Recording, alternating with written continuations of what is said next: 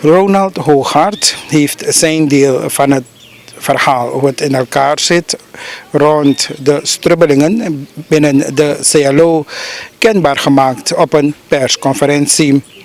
Nu heeft Michael Miskin ook een persconferentie belegd om hun deel van het verhaal te vertellen.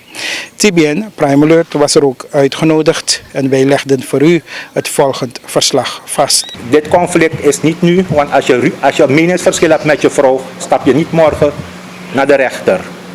En als u goed kijkt in het verenigingsleven, als je een afwijkende mening hebt, word je afgemaakt. We hebben het laatst nog bij een politieke partij gezien.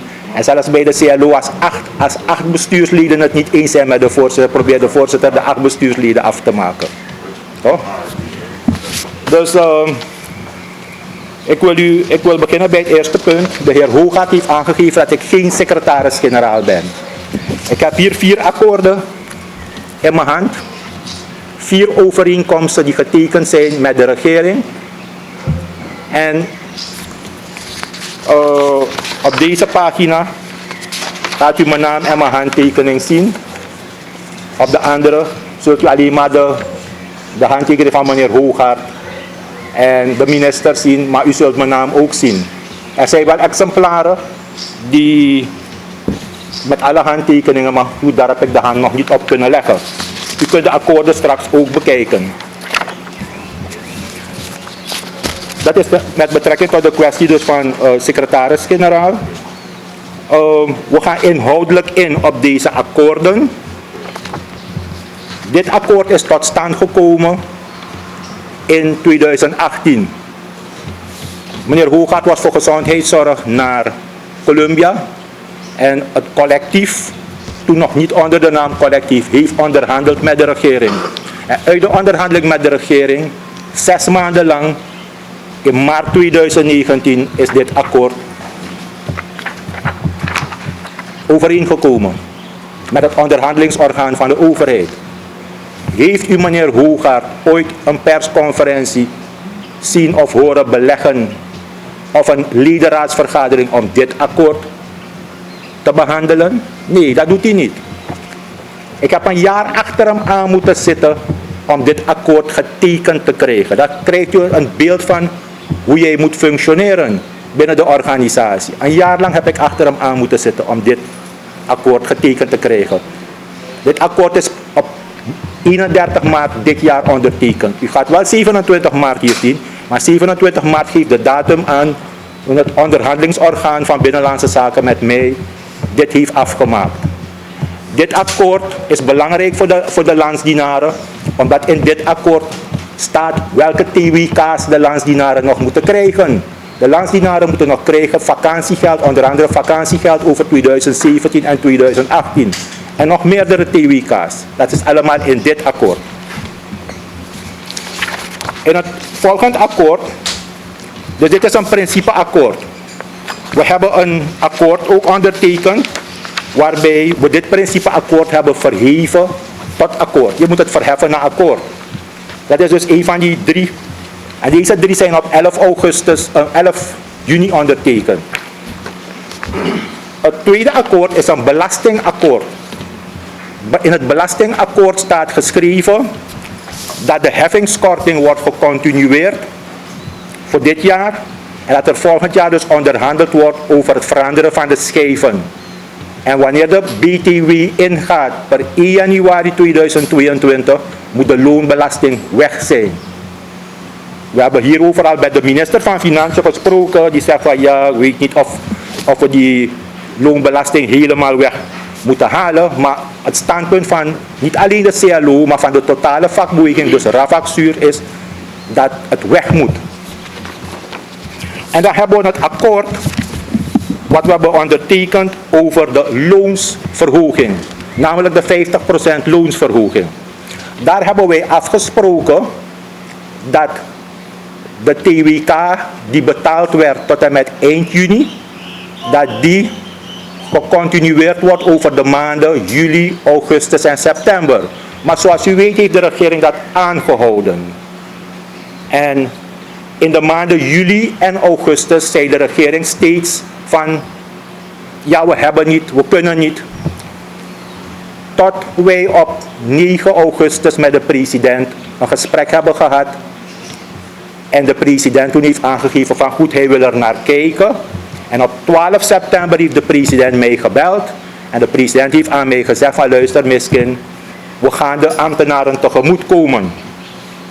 We proberen het eind september, we leven nu 23 september, dus ik denk niet dat eind september doorgaat. Maar hij heeft gezegd als het september niet doorgaat, dan gaat het dus door eind oktober.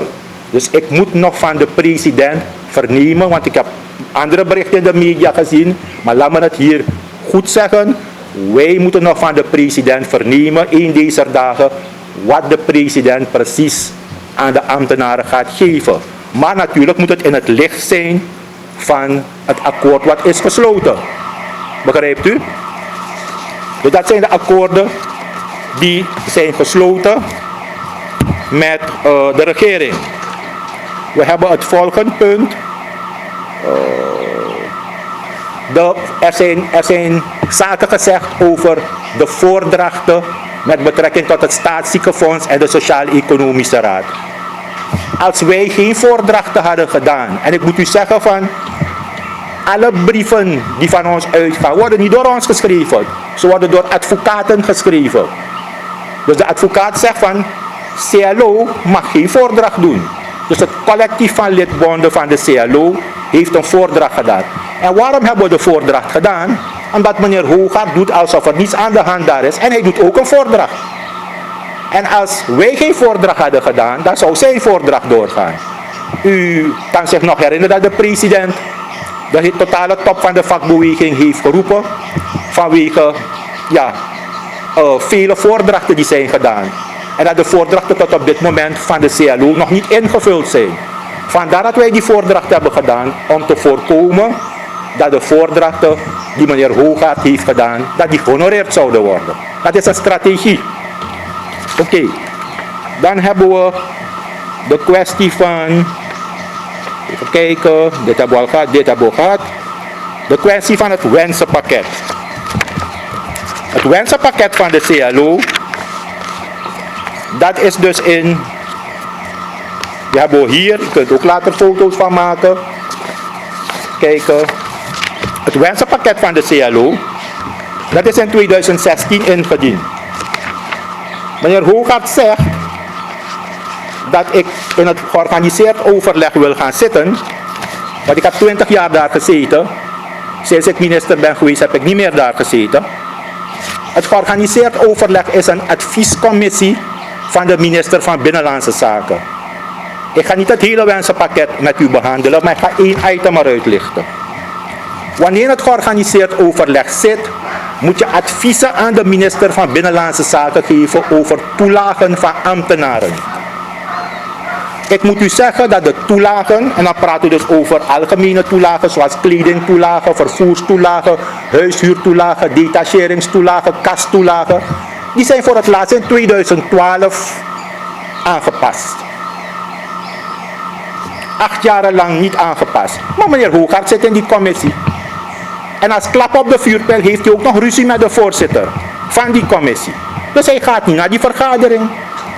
Dus er is niemand daar om leiding te geven aan de personeelsdelegatie, zoals dat heet, om de zaak van de toelagen in orde te maken. Vandaar dat wij dus ook zo protesteren, want het belang wordt niet behartigd. Oké, dan hebben we dan een volgende zaak. De kwestie van CLO-project.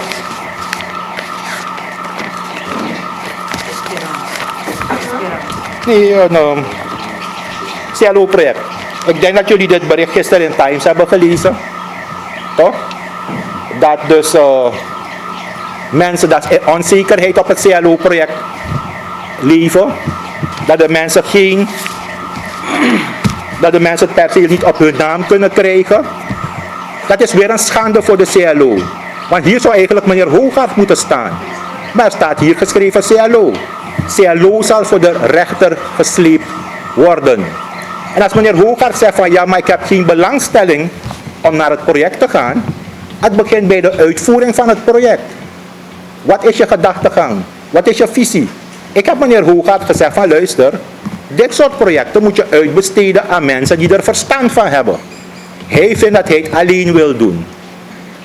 En hij heeft het alleen gedaan en u heeft gezien wat het is geworden.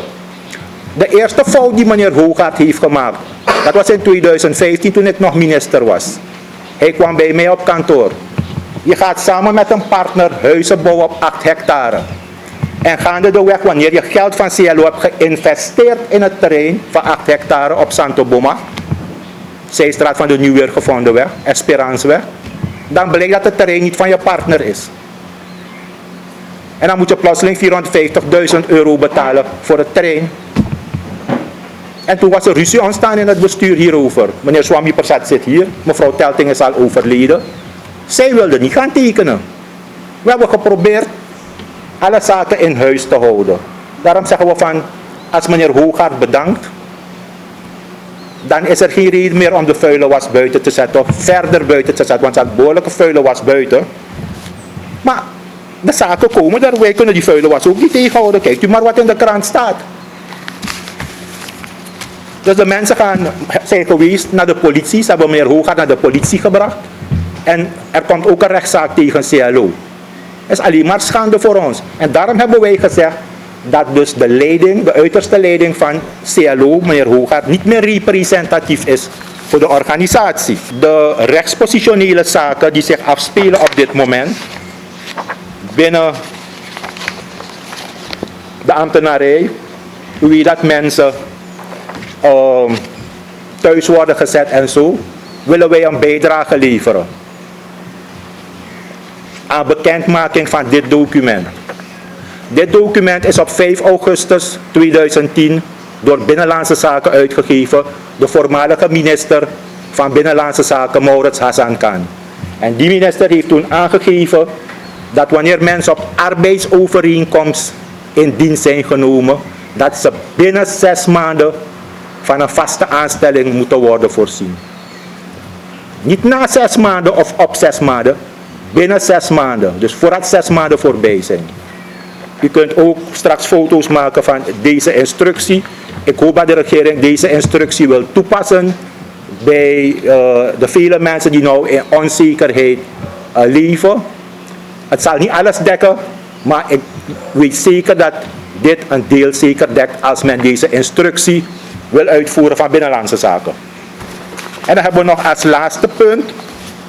We hebben de minister van Binnenlandse Zaken horen zeggen dat er een saneringsplan komt.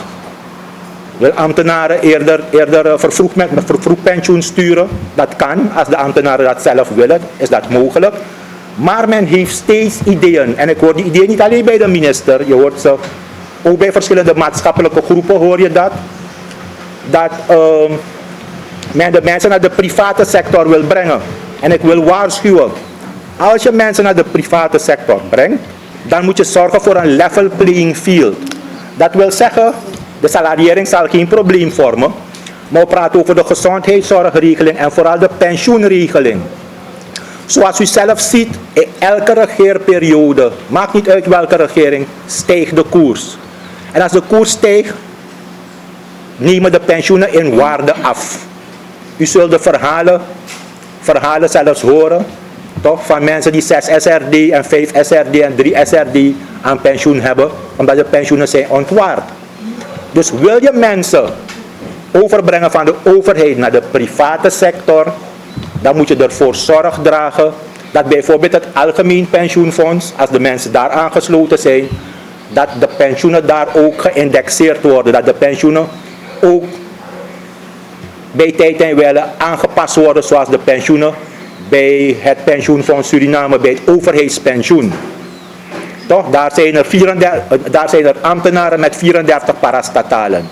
En de pensioenen worden, met de loonontwikkeling gaan ze mee.